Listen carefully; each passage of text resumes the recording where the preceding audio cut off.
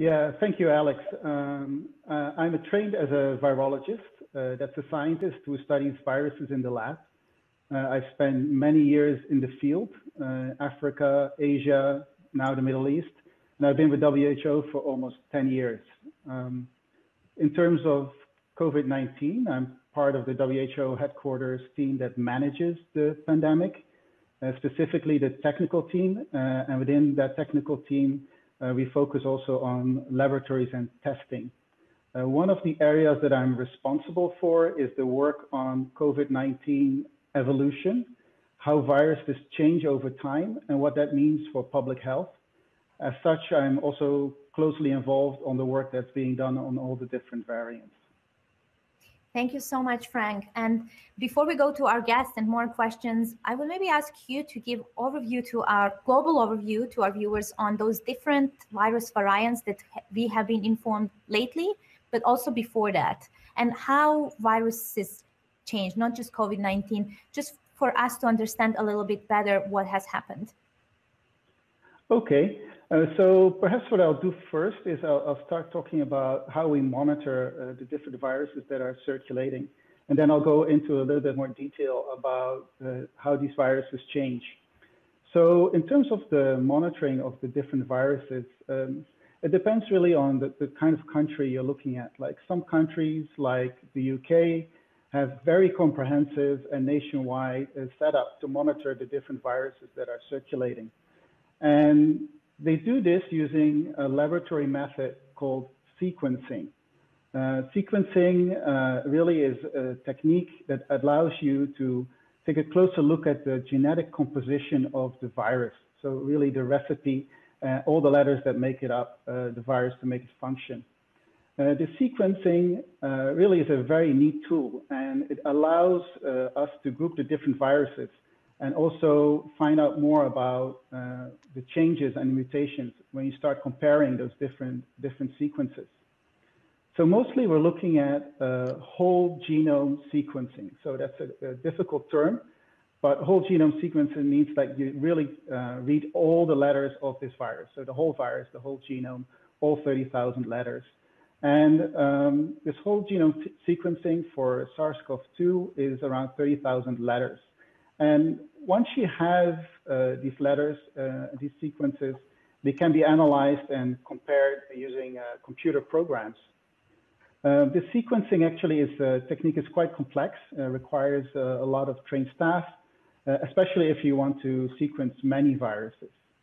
And as you can imagine, aside from just producing the sequences itself, there's a whole data interpretation part, like really to make sense of all these sequences, all these letters, and we call that bioinformatics. It's very complex and requires powerful computers and a lot of storage space and so on. For countries that actually do not have this kind of advanced setup, it's really important that they look at different signals that may come up, signals that are unusual, anything that stands out and gives us a hint that the virus is changing. And then we can take a subset of these samples of these viruses and start sequencing them and compare them to others that are circulating. So that's the different differences between the countries as we are monitoring these viruses. So as this is a global crisis, it's really important that we get as many sequences as possible from as many countries as possible to really get a good picture of the global pandemic. So these viruses have been sequenced and shared internationally. And what's happening so far is that close to 250,000 sequences have already been produced and shared. And I think that's really impressive. If you look, now that we have these sequences, there are different expert groups looking to make sense of all these sequences and these changes and what it all means. So one of these working groups is the WHO Virus Evolution Working Group. And they've also looked into all the different variants that we hear about all the time. You may have heard about this very common D614G variant. It means basically at location 614 in the recipe of the virus, the D has been changed to a G. So that's when people talk about D614G, it means like from a location and then what it changed into. For example, also the working groups have been looking on this variant under investigation in the UK, which was the topic of today's discussion. But it's not only the UK, we find these variants in different shapes and forms in other places as well.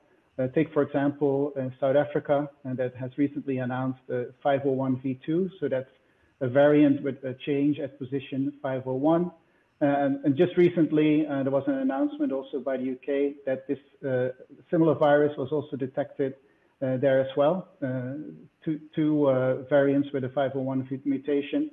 The fact that they're detected obviously doesn't mean that they're immediately spreading within the country, but it does mean that the mechanisms that we have in place are working. And that's really important, that these sequences are constantly monitored. So, but more investigation is needed. And we've also worked very closely with the SARS-CoV-2 variants that are associated with animals, like, for example, the mink-associated variants that we talked about and saw a couple of weeks ago in Denmark. So, Alex, would you like me to go into mutations as well? Maybe we can move to Jeffrey at the moment, and we can come back more into details. So, Frank, you mentioned that we know, the whole world knows that a new variant has been identified in the UK a few days ago. Jeffrey, you were part of the team who has identified this new variant. Can you please tell us more? How did you discover it, and what concerns have been raised by this new discovery?